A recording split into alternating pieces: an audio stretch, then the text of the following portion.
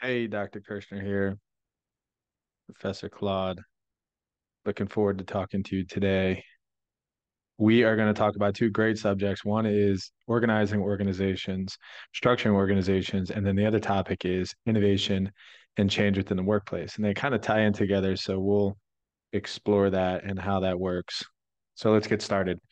When we think about people and people coming together around a particular objective or a particular mission, it's important to understand that if you group people together at some point, the people that have been grouped together are going to need some type of structure on how to accomplish tasks or accomplish goals, or they're going to need the procedural understanding. So when you think about humans and social science and teams, it becomes more efficient and it becomes natural to start organizing and structuring people around a common goal, like I said. So we're going to talk about how to do that today, some of the positives and negatives of different types of structures.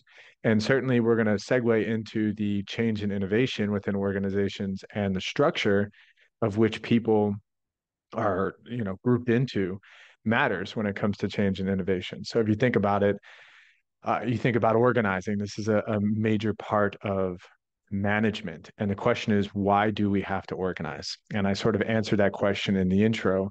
And the world that we're venturing into in organizations, a lot of times when you think about innovation and doing something new, you're venturing into somewhat of a chaotic territory. You're doing something different. And then in that chaotic territory of doing something different, eventually you're going to create structure from the chaos. And I think that is what organizations get good at is venturing into the unknown, creating structure, and then figuring out how to operate within that unknown and then venturing into another unknown. And that's sort of the innovation structure, innovation process within companies. So we're going to walk through that a little bit. Organizing, what is organizing? Remember, if we're managers, we're planners, we're organizers, we're leaders, and we're controllers. So organizing is the third part, or is really the second part of management, because we have these strategies, these plans, these goals, and now it's our job to figure out, okay, how are we going to build in order to have a chain of command, have a workflow, have responsibilities, have authority to get this stuff done. So organizing is the deployment of organizational resources to achieve strategic goals. And the structure is really a set of formal tasks assigned to individuals and departments. It comes with like I said, a chain of command, decision-making authority, figuring out job titles and responsibilities and authority for each particular person so that in some way it's logical how things get done around here. So that's really what a structure is for. Who's my boss? Who do they report to? How do I make decisions? What can I make decisions on and what can't I make decisions on? This is, in essence, what structure is all about. And we've all seen these organization charts. This one's pretty standard. This is what we were going to call later on a functional structure, really a hierarchical functional structure. And it has a president at the top of the structure. And then what happens is there's these different departments. There's a marketing department, there's a production department, there's a human resource department, and an accounting department. And this is sort of the traditional way in which an organization chart was constructed, or it really is constructed. And you can see the chain of command. So down at the bottom here, you see the payroll clerk, and you say, okay, well, who does the payroll clerk report to? And the answer to that question is pretty clear. They report to the chief accountant. And okay, so that chief accountant is responsible for tasks and has authority over the payroll clerk. But then who is that chief accountant accountable to? Who is their boss? And the answer to that question is they are accountable to the vice president of accounting. And then from there, you say, okay, well, who does the vice president of accounting report to? And the answer to that is the president. And the buck kind of stops there. The president really has the responsibility and the authority over this entire organization chart here. And it may be somewhat mundane or elementary to look at, but in order to get things done logically, we have to understand how does this work? And one of the reasons why, and we'll do a practical example, is if you have somebody, say, in sales that knows that they're supposed to sell something. Okay, that's great. I just sold something. And then you ask them, all right, well, what do I do now? And how do I take what I just sold and move it through a process in order for the customer to get what they bought? And if there was no structure, if there was no accountability, there was no job titles, a lot of chaotic things can happen. So let's just say that it's pretty clear that the salesperson hands it off to production. If production isn't there's nobody in production kind of overseeing production. Who's to say that when the salesperson hands that off, it's going to be done well? But when the salesperson knows that the vice president of production is ultimately in charge and that person reports to the president, they have no problem handing it off to, say, like the maintenance supervisor. And they know that the maintenance supervisor understands that they're responsible for this, has some level of accountability, and also has authority to get the work done. So there's a confidence level of transitioning tasks throughout an organization when there's a structure in place. So we talked about division of labor and we talked about chain of command. And these are just really terminologies to go over what I just mentioned. Division of labor, who does what, when, how. We just talked about the salesperson that's supposed to sell the product or service. And then we talked about the production, the maintenance supervisor who's supposed to deliver on that product or service. That's really okay. What do you do? What do I do? And let's make that clear. It's a division of labor. And then the chain of command is the people that they report to, essentially, the authority link.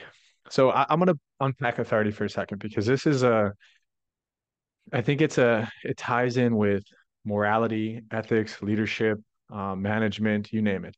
Authority is bestowed upon a person when they have a title.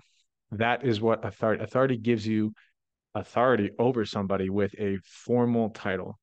It does not give them um, doesn't give them accountability and responsibility always. Authority is just a formal title. So it's a formal, legitimate right of a manager to make decisions, issue orders, and allocate resources to achieve organizationally desired outcomes. Authority is vested in the organizational position, not the person. So I can't just all of a sudden have authority because I am a good leader, a good speaker, a good communicator. I have authority because I am the president of an organization. Therefore, I have authority. So somebody within an organization that doesn't necessarily have authority can still have influence and can still make decisions and still lead despite the fact that they don't actually have authority. So authority is accepted by subordinates. Authority flows down the vertical hierarchy. And now we're going to unpack the difference between authority, responsibility, and delegation. So, all right, cool. Now we understand authority. It's positional power. It's a place within the hierarchy. Responsibility is the duty to perform the task or activity assigned. So once a person in authority assigns a task, that person they assign the task to is responsible for getting that task done. Accountability is the mechanism through which authority and responsibility are aligned. So everybody, if we go back to this organizational structure here, everybody's accountable to the president. But the accounts payable person down here at the bottom is not really accountable to the director of marketing, but ultimately the president is making sure everybody's accountable. So accountability, again, the mechanism through which authority and responsibility are aligned. Delegation, which is something that every good leader or manager needs to learn how to do appropriately and within reason, is the process that managers use to transfer authority and responsibility down the hierarchy, assigning tasks, assigning work duties, assigning responsibility, assigning authority. You're delegating authority to somebody else. One quick note, it's very difficult to have responsibility over a task, but not have authority. So this happens often. So a lot of times the appropriateness of delegation is to delegate both authority and responsibility in order to get something done. That way that person can hold other people accountable to get stuff done or you can hold them accountable because they have both authority and responsibility. If you give a person responsibility but you don't give them authority, it could be more difficult to get something done because ultimately they have to get it done. But the way in which they get it done, they have less resources, less people that they have authority over in order to get it done. So they have to politic and, it just doesn't work as well. So there's a difference between line authority and staff authority. So line authorities managers have formal authority to direct and control immediate subordinates. So if you go back to this hierarchy here, the director of human resources has line authority over the industrial relations manager. The difference between line authority and staff authority is narrow authority that includes the right to advise, recommend, and counsel in the staff specialist area of expertise. So let's look at staff authority. And staff authority would be, for instance, if the director of human resources is advising the vice president of production. I mean, the director of human resources doesn't have line authority over the vice president of production, but the director of human resources can provide counsel and advice and within their area of expertise on how to hire people appropriately or how to issue grievances or how to discipline or have constructive conversations with their employees, and maybe the process in which we have to terminate somebody or the process in which we have to develop and train our people. So that is more staff authority, advising people that are on equal level to you because of your specific knowledge about that task. You have staff authority over some of the other people on your team, and there's a bunch of different what would be considered expertise, like an expert knowledge. It's a power thing to have expert knowledge, to have relational equity is also sort of a power thing. You may not have authority, but you do know a lot of people, and therefore your opinion is very much welcome in these conversations. So that's the difference between line authority and staff authority. Staff authority can be very powerful within organizations too. So span of management is quite interesting. Science out of Harvard University, which is sort of an extreme, says that teams, the ideal size of a team is about 4.7. I don't know how you get a 0.7, but it's somewhere between 4 people and 5 people on a team is ideal.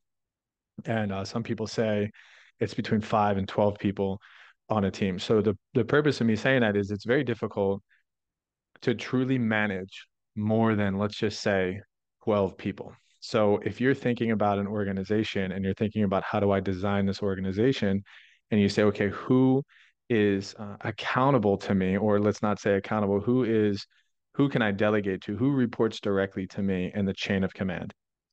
However many people that is, that's your span of management, the number of employees reporting to a supervisor. So typically what happens is in organizations where there's a high level of expert knowledge and people sort of, the tasks are sort of complicated and nuanced and they're non-program decisions, meaning they have to use a lot of their working knowledge.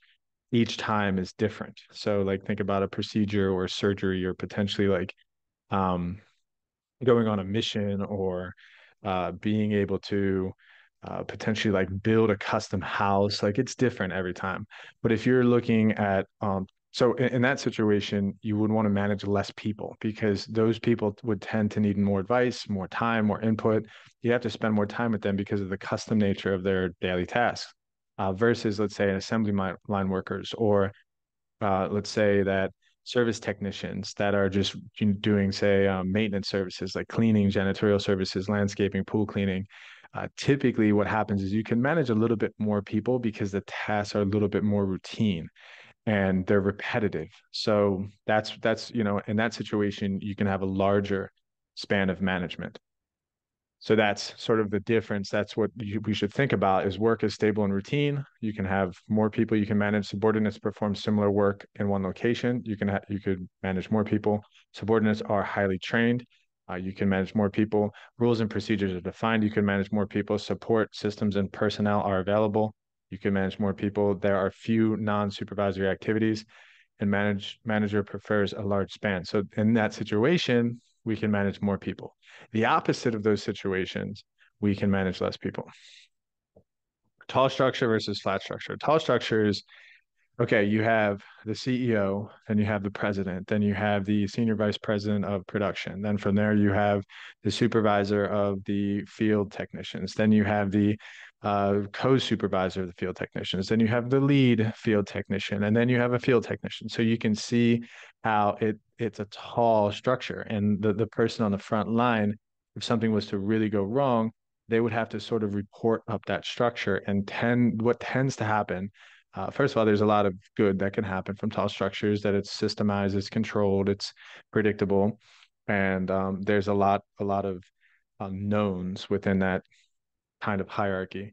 But the problem is, if something needed to get up the chain of command, it would take a long time. So, for instance, the BP oil spill was an instance where somebody noticed that something was wrong, and they were very it was very they reported it, but they didn't report it correctly. So they skipped the chain of command, and unfortunately, it didn't go up the hierarchy as fast as it needed to.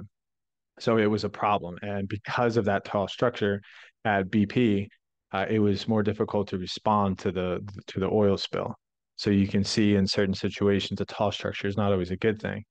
So a flat structure is the opposite. We're going to actually look at an example of that.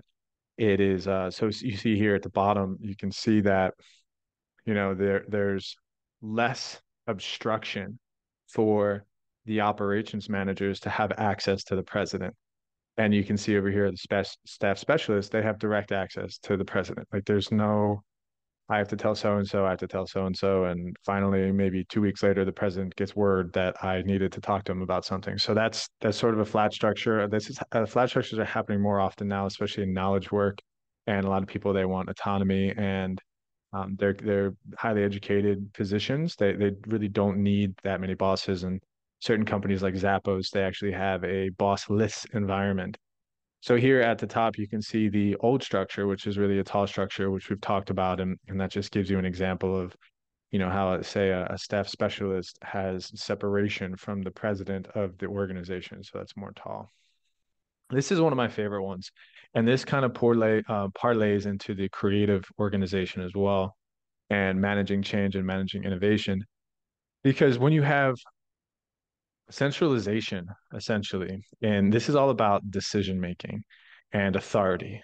So, can I choose to go to Office Depot and buy, $600 worth of office equipment? Well, I got to get sign off from my whatever, and it's got to be within the budget, and there's this whole process to it. Versus, listen, whenever we need something, you have full authority to go ahead and just do it, because if we need it, we trust you, we empower you, you just do it. So that would be more decentralization. So centralization is a reporting structure. Decision authority is located near the top of the organization. So again, there's good things to this, because the person at the top of the organization knows, for instance, they're signing all the checks, and there's nobody else has any company credit cards except for them. So whenever there's purchasing, that they purchase it, and they know what's being spent and where it's being spent. But the problem with that is it's slow. And one of my favorite quotes that my father used to use all the time is, it's not the big who eats the small, but it's the fast who eats the slow. So in the turbulent environment that we live in, certainly in management and organizations and leadership, it's important to understand that we have to move fast.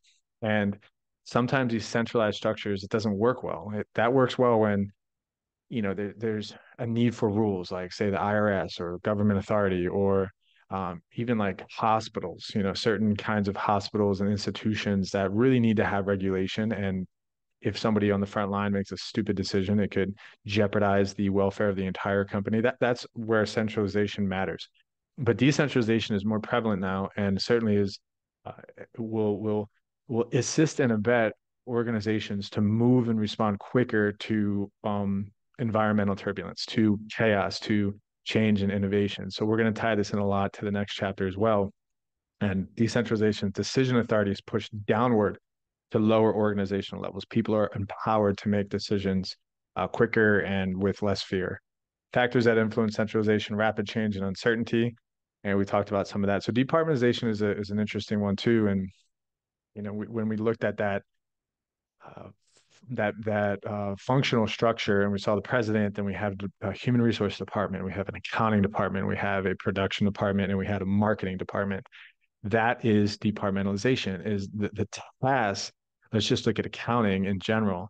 You're not asking a person that does, let's say, accounts payable, which means they pay the vendors. They send money out from the organization to the people that help, or they pay the bills essentially. So you're not really asking them to do much else. You're not asking them to do customer service or sales, or employee training and other things outside of their specialty. So departmentalization helps you become more efficient and more effective within that specialty. So the downside of departmentalization is that it's difficult sometimes to communicate among, of different departments, like getting departments to work well together.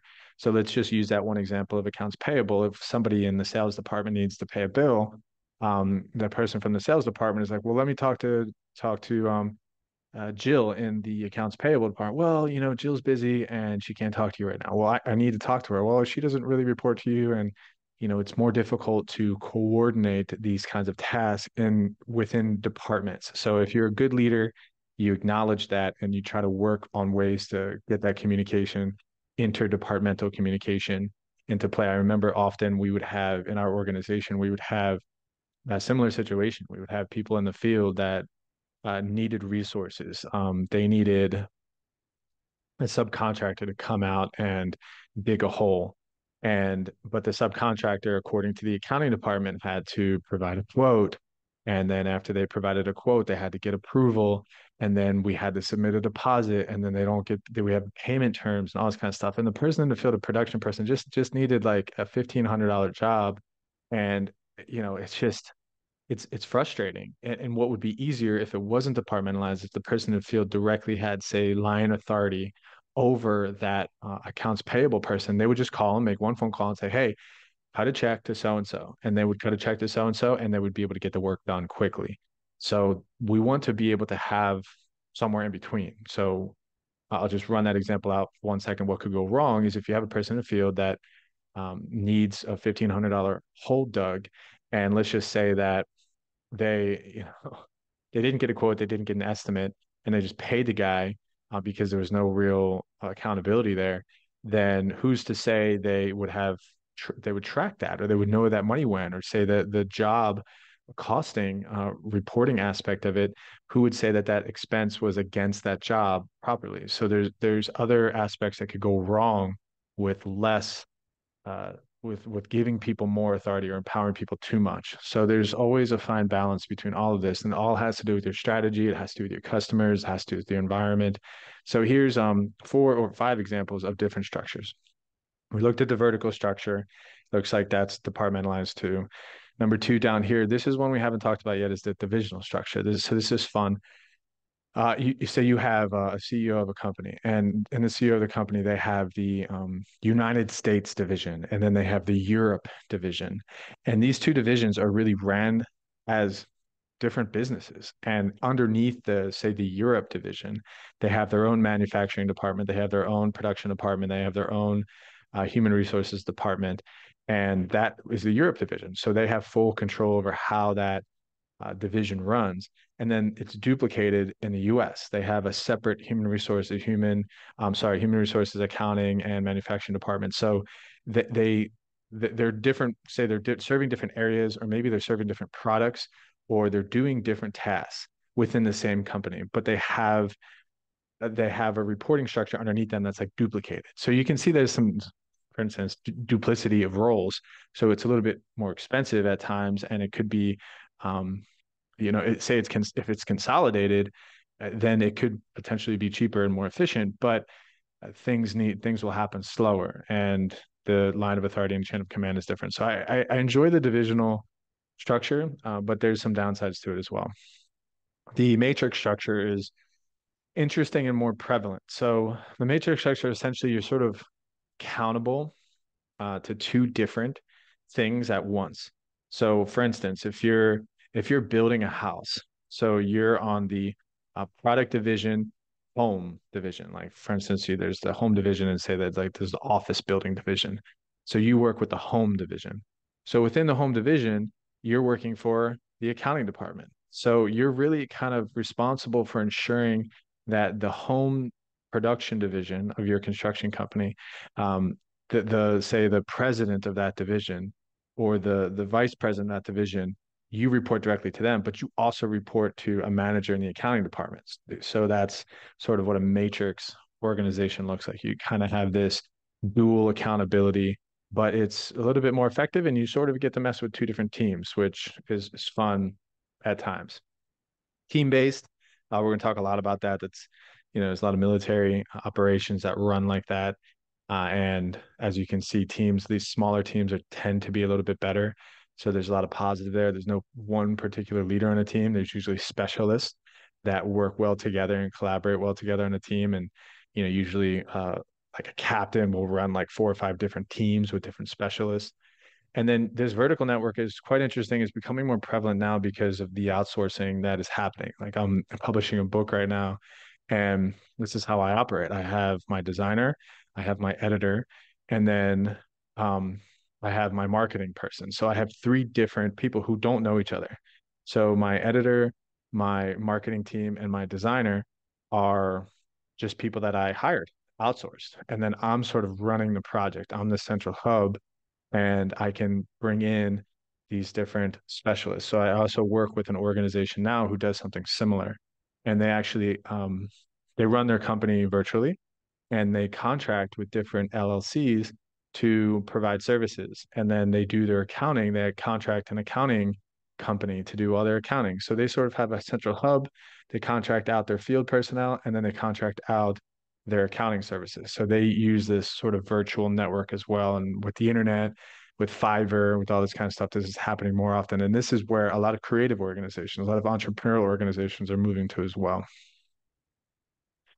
We talked through functional structure. We talked through divisional structure. You can see explained this at length, and I said that it has some value to it. And I used the Europe example versus the US example, but you can also use, say, a product. So, for instance, we had this pool company, or we have this pool company, and we have a pool repair division and we have a pool maintenance division. So in the pool repair division, they can be completely autonomous. They don't have to cooperate with the maintenance division. They can do that staff authority. They can advise each other, but the pool repair division can get their work done quickly. They have their own accounting department. They have their own HR department. They have their own manufacturer, their own production department. So they're running quick and hard and doing whatever they need to do separately than the pool maintenance division. There's a lot of overlap there, so it may not be efficient, but that's one way of doing it. Versus, the pool and maintenance division share those resources. Like they share accounting, they share HR, they share production, which is actually the way we do it. But I'm just trying to show you how different products can fit into this as well. So this again is a unique one, and there's a lot of advantages to it for getting stuff done quicker as opposed to having to collaborate in a more centralized fashion. Functional structure, divisional structure. Again, this outlines, since we just talked about it, how the divisional structure works, and the reporting. They have essentially a company built into their product or service, like their own little company. So that's why I think that's interesting. And then versus the functional structure, where you have the ultimate authority, and then you have the different departments that work underneath them. And also, I want to mention that for the divisional structure, it tends to be a little bit more customer focused, tends to be more built around the customer. Because if the customer can get their product or get their service quicker, then that's good for everybody. But again, there's inefficiencies from an organizational level, and there's some complexities with managing in a divisional structure as well. This is sort of a divisional structure that's managed in a geographic concept. And we talked about that earlier. You can see how geographies are sort of split up. This is an example of the matrix approach, which we talked about at length as well with the different products. You're working for the home division or say the commercial division, and within that division, you're either working human resources, manufacturing, and accounting. So you kind of have two bosses, two accountabilities, but you know, based on the division, that's the one that you're working more on. Dual line of authority makes the matrix unique. Two bosses, talked about that, matrix boss and top leader, person who oversees the product and functional chains. Okay, let's dive into the teams a little bit more because it's interesting that this terminology cross-functional teams is exactly what I talked about with these specialists that have unique abilities on a team. I think about the Avengers, or I think about the um, Fab Four or Fab Five, or these superhero teams that get together, DC Comics, and again, I'm just trying to get out of the Avengers theme, but I used to watch the Power Rangers. They all had different little morphing powers where they were totally different, but they came together as a team and they accomplished their goals. So that's sort of the concept of a team, consists of employees from various functional departments who are responsible to meet as a team and resolve mutual problems. Permanent teams, they work together all the time, groups of employees who are organized in a way similar to a formal department and team-based structure, the entire organization is made up of horizontal teams that coordinate their work and work directly with customers to accomplish the organization's goals. So cross-functional teams are typically temporary, and then of course you have permanent teams that are all the time. So a temporary team would be put together just for a task force to do one particular project or one particular job. And then once that job is over, they would be dispersed. They would still work for the same company, but then they would be assigned to, say, a different project and work with maybe a different team. And so it's fun because these teams are everywhere. And even if you're not structured in this fashion, we're going to work on teams often. And certainly, if we don't at work, maybe we might work on teams in our community, in our small group, in our church community, and in volunteer events, this kind of stuff. So some advantages are breaks down barriers across departments, improving coordination and cooperation because you have these different specialists and you have access to these different resources within a company because you have some of those specialists. Enables rapid adaptation to environmental changes and consumer requests, boosts employee morale. And if you think about a bunch of smart people, a bunch of different people, diverse people getting together and working together, there's going to be some conflict, and there's going to be some like feeling each other out. It's that forming, storming, norming, and performing. It's sort of the process in which teams go through in order to become effective as a team. So that happens. And then, of course, the disadvantages are employees may experience dual loyalties, require increased coordination efforts and time, can cause greater decentralization and loss of big picture. Virtual network approach. So we talked about this at length too. The company that I work for that really outsources different things. The accounting department, the field specialist, and I also talked about my book and how I'm the central hub as the author, and I'm outsourcing an editor, outsourcing a designer, and outsourcing a marketing department as well. Check out the background, by the way. That's gonna it's gonna pop up in the change and innovation part of it. I made this in what's it called? There's a design program where uh, you can do a command and it makes the pictures for you. It'll come to me in a second, but it's a lot of fun. Okay, so this is just another network approach where you can see how all of these different departments can be outsourced, and then the company can really run with outsourcing all of this. There's a few downsides to outsourcing, and obvious downsides, like you can't really control the staff members. And if you hire somebody, you might have to sign a contract. So there might be like a dual obligation to working with somebody. Employees are a little bit different, similar but different. And also, you say you have a job and you need the job done by next week, and you contracted somebody to do the job. If they, for whatever reason, can't get the job done next week, it's not like you can not work with them anymore, but you can't threaten them or coerce them into doing the job because really they don't work for you. They are hired by you. So there's downsides and upsides to that. Obviously, the upside is if you find somebody really good, you don't have to worry about managing them internally as employees. You outsource them and they can get it done quick. They're really good at it, and you pay them and it's you move on to the next thing. So there's some good parts to it as well. I'm not going to walk through the advantages and disadvantages of each one of these different structures, but the fact is that each of them has strengths and each of them has weaknesses. And I think throughout the conversation, we really talked about that. So it's important to understand a bunch of different elements that are at play, like what industry are we in? How routine is the work? How many people do we have? What are our resources that we have access to? And what is our strategy? That's a big one. We're going to talk about that, I think, in a little bit. But all of these play into how we design our company, how we structure our tasks and our operations, how we set up our authority and our chain of command. This stuff is important. So organizing for horizontal coordination. This is not top down now. This is not structurally with accountability and responsibility. Now we're talking about working cooperatively with people that are sort of on the same level of us as us. The managerial task of collaborating across departments. We talked about this in some of the struggles that I had managing an accounting department versus a production department. If they're not working together all the time, it's hard to get them to collaborate and coordinate. And that's the duty of a leader and a manager to ensure that those things happen. And there's a bunch of ideas. You can have weekly meetings. You can make sure that maybe they're in an office environment where they work close to one another, where they can talk to each other. And it's really good for the leaders of those different divisions or departments to be able to enjoy each other's company, to work together nicely. Collaboration, joint effort between people from two or more departments to produce outcomes that meet a common goal or shared purpose.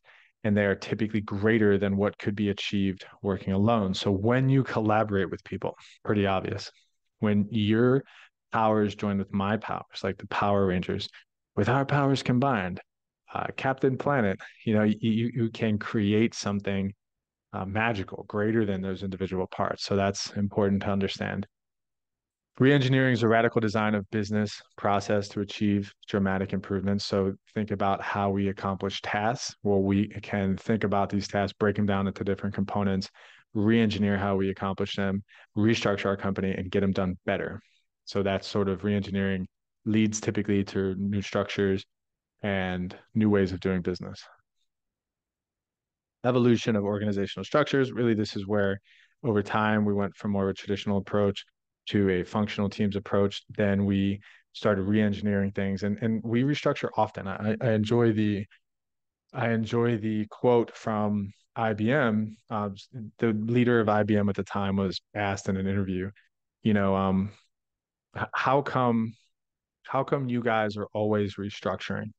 And the answer to the question is, well, if we haven't restructured lately, it's probably time to restructure. So that he was basically answering the question in a, in a way saying, hey, restructuring and reorganizing is a good thing.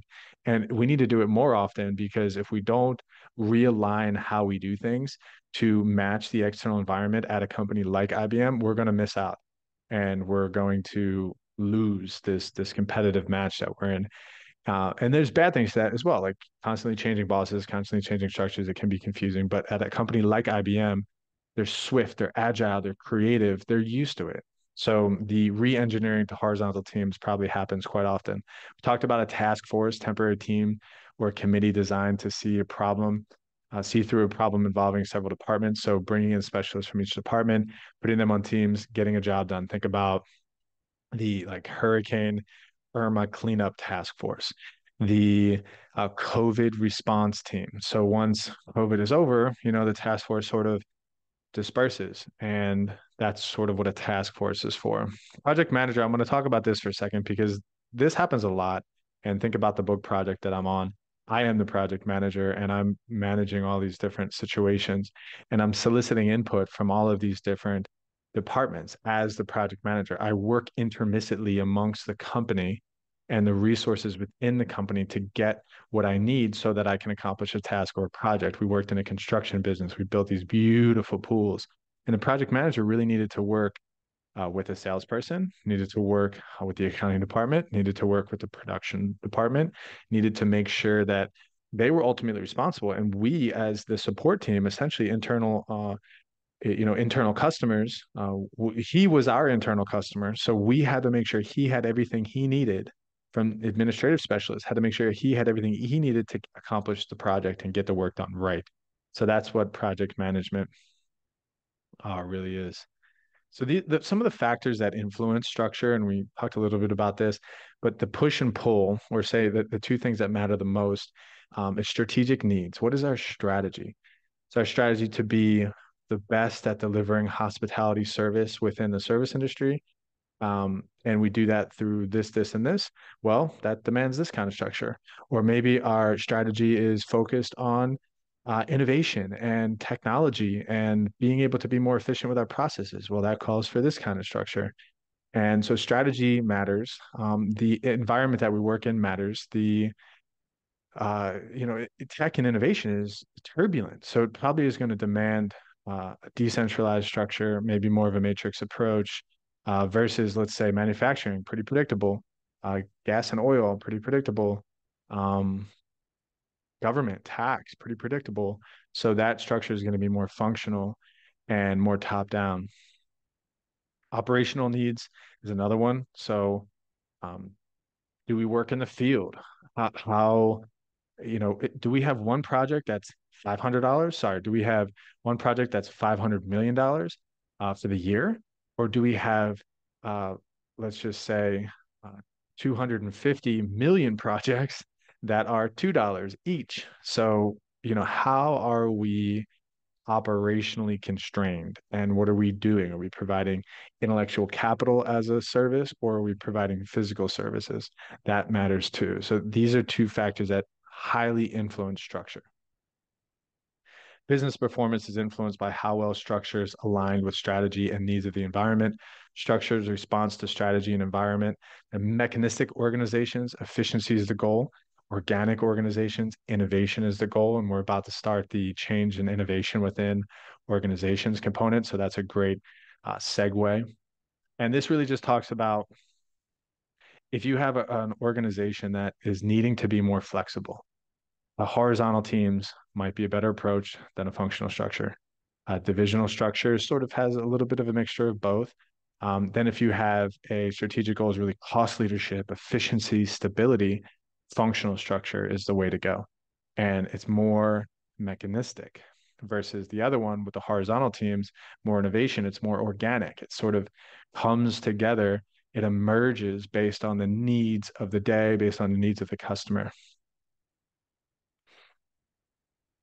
Okay, let's move into the second part of this, which is a bit more organic and enjoyable and innovative because we're talking about change and organizational innovation and creation of new ideas and solutions. And it's not just about company change, it's about individual behavior change. So, when we talked about in the beginning why it's important to create structure, and we go into these chaotic places. And as humans, as groups, as teams, as companies, we venture into the unknown essentially. And we're meant to create structure from the chaos. So the question is, how often are we venturing out into the unknown? And why are we venturing into the unknown? And can that be fruitful to venture off into the unknown? In certain industries and certainly certain time periods, and especially with technology, it's almost imperative for us to venture into the unknown more often. So as people that come together, are we incentivized to experiment and innovate and be entrepreneurial within our company? Or are we incentivized to sort of stay in the status quo and operate under procedure and this kind of stuff? Neither are bad. They're just different. And in this chapter, we're going to talk about the former, venturing into the unknown, why it's important, why we need to do it, and how we can create human systems around us to support that kind of behavior, that kind of activity. Causes of change, outside forces, managers, change concepts, disruptive innovation versus ambidextrous approach. We'll talk about that. So disruptive innovation, you think about it like um, cloud computing, um, online shopping, uh, portable computing and having workspaces. Like for instance, I'm in a shared space within my condominium complex right now, and I'm, giving a video to people to learn more about these subjects. This was not possible, say, 15 years ago, so now it is. And these kinds of changes, disruptive innovations, cause organizations to restructure, change, be more adaptable. Reverse innovation is creating innovative low-cost products for emerging markets and then quickly and inexpensively repackaging them for sale in developed countries. So there's this bottom of the pyramid concept where cost is so important to create like mosquito nets that are efficient, effective, and cost, you know, really not that much at all. And the innovation there is so good that eventually they're able to push that through to a different demographic or a um, different groups. So think about microprocessors, like these chips that go into computers. They used to be so big, now they're so small. Things are becoming smaller, faster, and they're changing the way that we behave. And that's really important. And if we can't keep up, then we can't keep up. Ambidextrous approach is incorporating structures and processes that are appropriate both for creative impulse and for the systematic implementation of innovation. So we can respond very quickly. We see an opportunity, we can capitalize on it. That's the creative impulse. And then the other one is, okay, once we capitalize on it, is there like a systematic way that we can foster that idea to market, to commercialize it so that we can make money on it.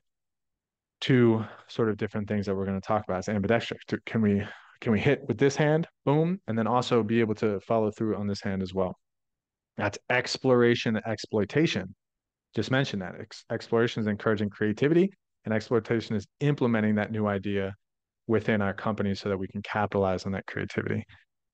So we're changing product innovation, process innovation, technology change. These are three different things that change often within organizations.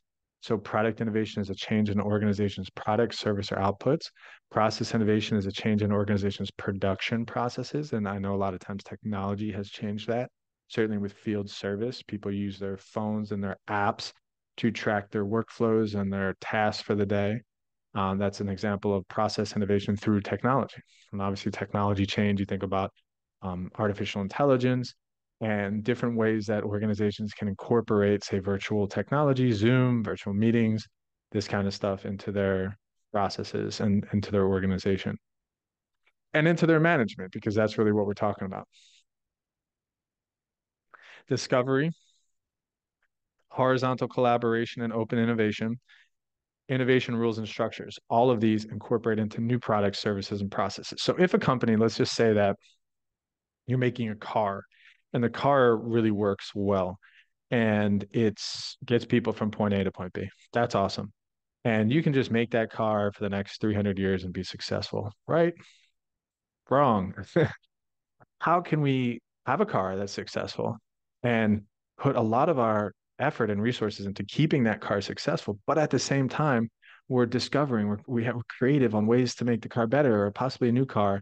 Bottom up approach is really, we solicit opinions from the frontline people and we ask like, how is this working? Can this work better? Do you have any ideas on how we can make this car more effective? And getting those opinions from the frontline people up the chain of command to make something different. Internal contests, this is, creative ways to get people to be competitive about doing new things within our company. 3M is a great example of this.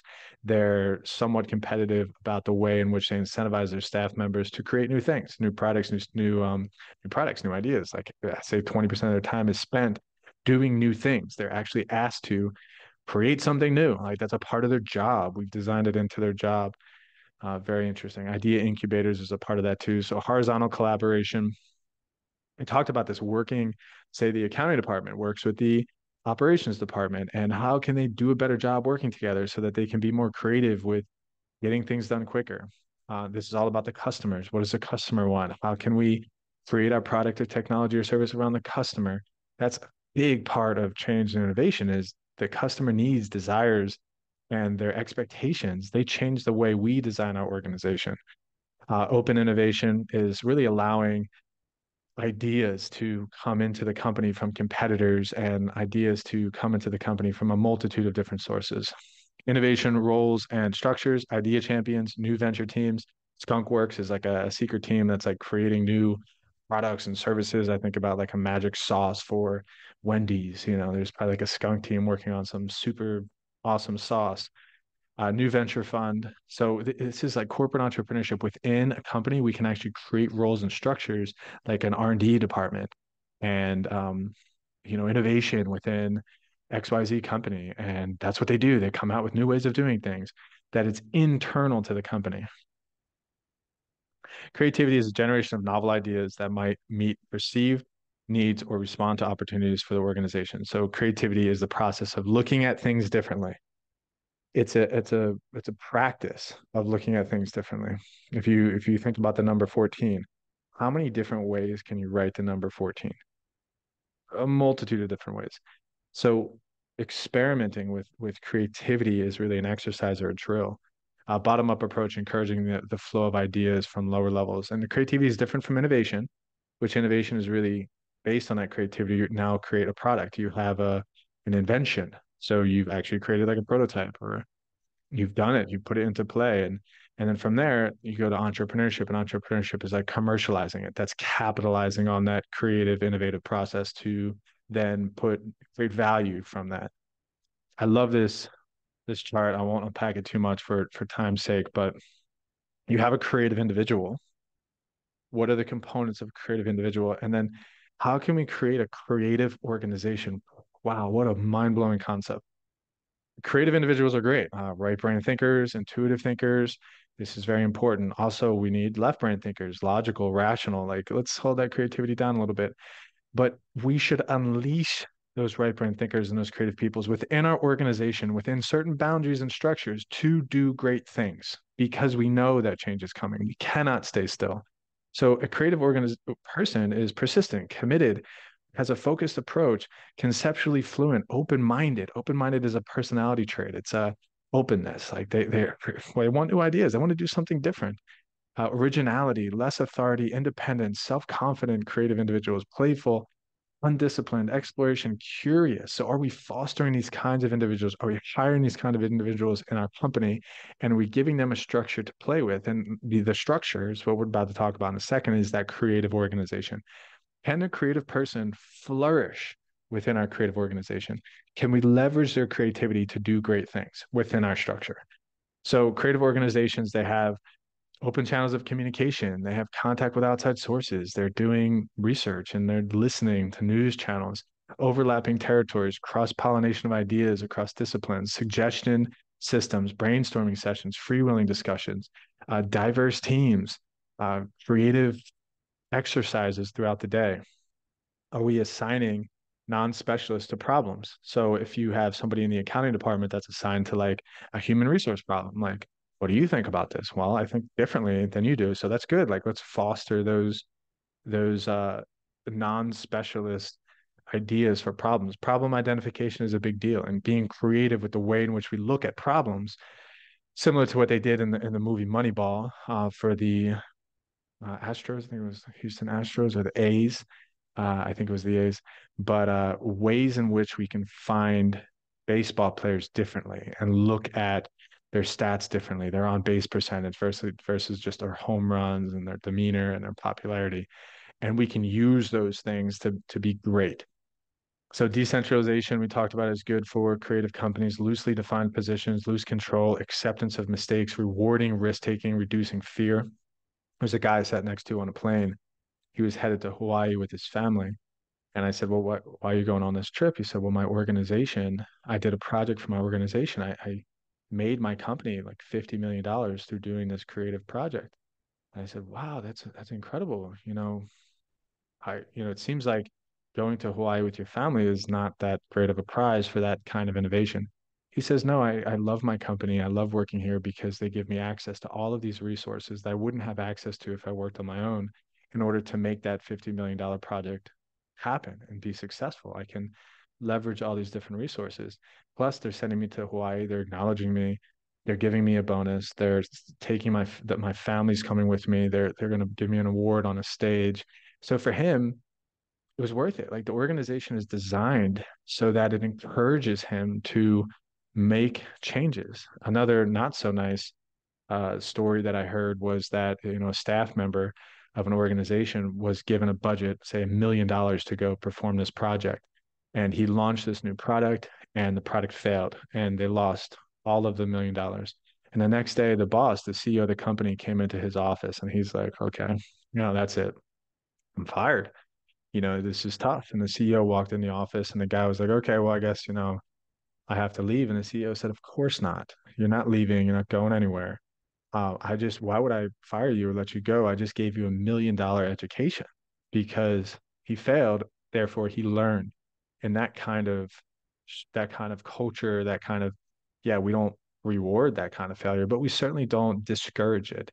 And we want people to try new things. We don't want people to be afraid to try new things. This is really important. Okay, so there's some other things, freedom to choose, pursue problems. Say, I think that's a problem. I want to fix that, as opposed to having your boss tell you, hey, go fix that. That's a big difference. Not a tight ship, playful culture, doing the impractical things, freedom to discuss ideas, long time horizon, absolution of peripheral responsibility, reward system encourages innovation, and resource allocated to creative personnel and projects without immediate payoff. So we talked through some of that stuff. This is a list of companies in 2020 that are considered innovative. Snap, I think that's Snapchat, Microsoft, Tesla, Big Hit Entertainment, HackerOne, White Claw, Shopify, Canva.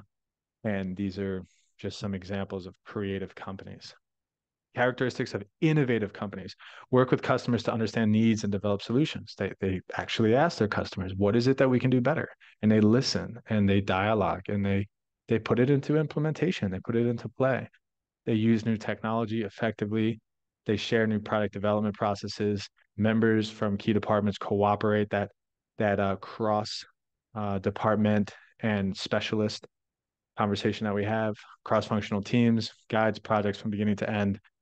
Horizontal linkages, we talked about that a lot, that these different departments that are different specialties, maybe product departments, potentially say somebody that operates in Europe and somebody that operates in the US, they share best practices that helps people be more innovative. They encourage open innovation. Crowdsourcing is an interesting one, approach to open innovation that involves obtaining information, ideas, and opinions from a large group of people. If you've seen these surveys on Facebook and these surveys on LinkedIn that say, hey, what do you think we should do for our Christmas party? And there's like five ideas. And one of them is like, go to Six Flags. Another one is, well, don't do anything and just give everyone $100. And the other one is, well, go to North Pole and do something crazy. And then we get to vote and saying, well, why don't we open these decisions and open these ideas to the crowd and see what they have to say, which is an interesting approach. So innovation by acquisition, you just buy a company that's super innovative and that's doing something emergent within the market or something creative within the market. You just merge with them or buy them. It's another way to become innovative without doing it organically. Coordination model for innovation, new technologies, open innovation mechanisms, customers' market needs, formal innovation partners, all getting put into this organization, horizontal linkages where people work together between the manufacturing department, research and development, and marketing department. And it creates this like network and hub of incubates ideas that come out and drive this kind of innovation. Corporate intrapreneurship, and I talked about corporate entrepreneurship, which is what I call it. And it is development of an internal entrepreneurial spirit, philosophy, and structure to encourage employees to act like entrepreneurs. It's really like a venture team within a company. It's called corporate venturing. And you're really spurring entrepreneurial activity within a corporation, which seems paradoxical, but it's actually brilliant and it should be done more often. And we should encourage these entrepreneurial spirited minded people, certainly in industries that are dynamic with a lot of external turbulence. In industries that are more static, more structured, more mechanistic, maybe not as much. Because I believe in the entrepreneurial spirit, it's hard for me to say that. But the point is, sometimes on really super entrepreneurial people could be ineffective on a particular team. So that's just something to think about. Assign an idea champion. This is a great one. Person who sees the need for the enthusiastically supports productive change within the organization. So if you know that change is important and somebody seems to be a right brain thinker and enjoys collaborating with other people in order to make new things happen, call them your idea champion. Give them a role, give them a title, call them an ambassador, give them an award. In our organization, we had this cool award called the Dreamer and Doer Award. Didn't cost us any money, but we acknowledged somebody that didn't just comply within our company, but created new things and made things better, took initiative and went after it.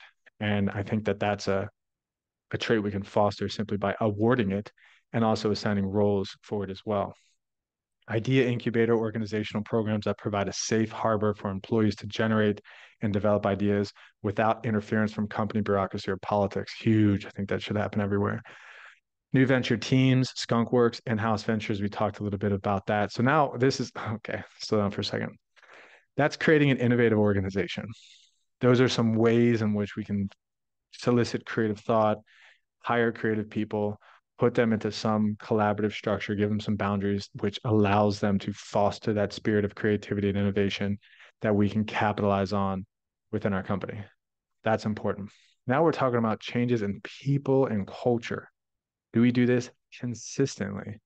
With creativity, it's all about quantity, not quality. How many times are we trying to do this? How often do we create? How often do we swing at the plate? Not, hey, I took a couple swings and I hit a home run, therefore I'm a good hitter. No, are you doing things differently all the time throughout the season? People change, changes in the mindset of employees, culture change, changes in the mindset of the organization as a whole. And then we have tools that smooth the organization change process, training and development programs, and organizational development, which is a topic in itself. It's really sort of planned change. It's incorporating programs and philosophies and trying to grow people within a company so that they understand the culture of empathy and they can become better servant leaders. And we're creating a cultural change that leads to innovation or leads to change. So organization development is a great subject that fosters some of those change initiatives, those change interventions within companies. Training and development. Training is a frequently used approach to changing people.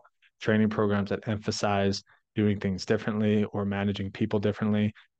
Organization development is more practically defined as planned, systematic process change of people. They use behavioral science techniques to create positive corporate cultures and improve the way people and departments relate to one another. OD focuses on human and social aspects of the organization, encourages a sense of community, push for organization climate of openness and trust, provide opportunities for personal growth and development, and managing conflict differently. So it's really coming alongside of people, playing on the same side of the tennis match as them, as a doubles partner, and not hitting the ball back and forth, and seeing a way in which we can get them to move and progress culturally and collectively with trust and empathy towards their coworkers. I mean, that's a sort of a cloudy way to define organization development. Team building, survey feedback, large group interventions. These are tools that OD uses to create change within companies. Traditional organization department development model, large group intervention model, focus on action, information, source distribution, time frame learning, change process has an incremental change and rapid transformation. Incremental change is really, hey, we're going to do something a little different, and then we're going to see how that goes. Then we're going to do something again, a little different, do an intervention, see how that goes. We're going to test it. We're going to look at it. And over the next 3 or 4 years, we hope that eventually we're going to be a different company. Versus transformational changes, hey, we're restructuring. We have a new leader. We have new values. We're rebranding. And this change is coming quick. Whether you like it or not, we're going to have to change here. Sort of like a divine spiritual awakening for a company in a sense. That's more of a transformational change, requires transformational leaders and requires likely incorporation of new value systems and new habits and new attitudes and beliefs, implementing innovation and change. So this is a fun one. In order to get people to change, essentially habits are routinely ingrained almost in like they physically manifest themselves in our brain. And in order to acknowledge it, we have to be conscious of the incompetence we have. Like we have to change. So we have to be conscious of the fact that we have to change. And so that's the unfreezing process, making individuals aware of problems and motivating them to change. Like, hey, this habit really, it's not working anymore. And people are like, oh, dang, you're right. Okay, great. So there's some acknowledgement there. That's awesome.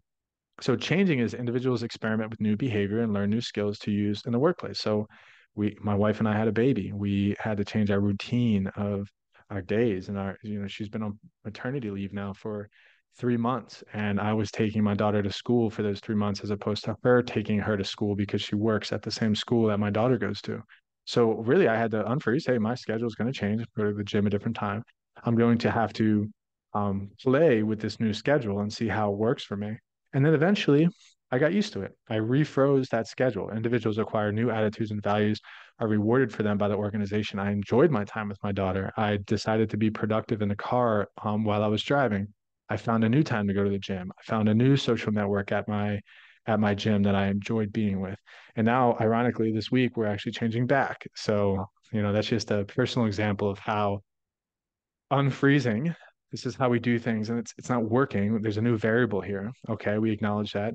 So how are we going to change? What actual change are we going to implement into our habits and our routines? And then ingraining that change, freezing that change into what we do every day. And hopefully at that point, we're better off. So that's what I just explained. Diagnose problems or opportunities, then we plan the change, and then we refreeze, reward people for new values and behaviors, celebrate the success. That's sort of how what we don't want is we unfreeze, we change, and then we go back eventually to where we were before. So it happens temporarily, but we default back to the easy button and we go back to how we are doing it before. So we want to refreeze in the new change. That's a big deal. And changing is hard. Changing behavior and changing mindsets and changing people is a difficult task, but you can do it. I believe in you. So there's a self-interest component. Why do people resist change? They like how things are. They don't want to. There's a lack of understanding and trust about whether or not this change is going to benefit them or the organization. There's uncertainty involved, which there's a risk. It's the unknown. It's the chaos. They haven't made structure of it yet. They're fine within the structure they're living, and they don't really want to venture out into the unknown. Maybe they had trauma from the past. Different assessments and goals. They have different goals than you as the leader or the manager of the organization. Creating a sense of urgency. This is like ripping the band-aid off. Hey, listen, we don't change, we're going to die. We won't exist. We have to evolve. We have to change. We have to be urgent. We have to move fast. There's a great book called, I think it's just called Sense of Urgency. Um, yeah, I think it's just called A Sense of Urgency. Uh, Unbelievable book, and it defines the concept of having that sense of urgency. Think about when you have a conversation with a boss or a coworker. You say, yeah, we should do that project, and that sounds great. But then there's real no sense of urgency, so it just kind of lingers on, and nobody really talks about it. And eventually, a month later, you get together again. And you say, well, what happened? We're supposed to do it, nothing happened, because really, truly, nobody really had a sense of urgency about it. So this kind of attitude happens in organizations too. So need for change, a disparity between existing and desired performance levels. A lot of times when you think about leadership, you think about change, you think about vision, and leaders have to make sure they define a desired future state. That's really important for change. Okay, why am I changing? Where are we going towards? Where am I going? And am I going to follow you? And do I even want to go there? So it's important to get people to understand that vision. So a couple of approaches: top management support, communication, education, participation, negotiation, and coercion. Coercion is probably the last one that you want to do. You basically use your power to tell a person that, hey, listen, you're going to get fired unless you change, or you're not going to get paid unless you change. So that's more coercion. Initiators clearly have the power. Other implementation techniques have failed. So that's the last one you want to do. I particularly like this participation section, which is more OD focused, is users need to feel involved. Design requires information from others. Users have the power to resist. Like you kind of give them that space to say, okay, let's shape the change around some of your thoughts and opinions. And we want to solicit that because we want to make this our change, not just my change. Okay, that's it.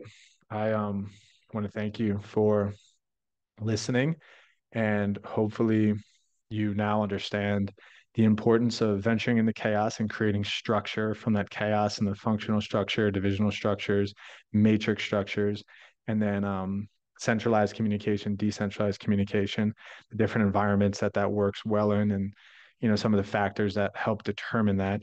And then also, I really do hope that you understand change. You understand the variables that go into change, why it's important for organizations to change, and hope you enjoyed it, and God bless, and see you later.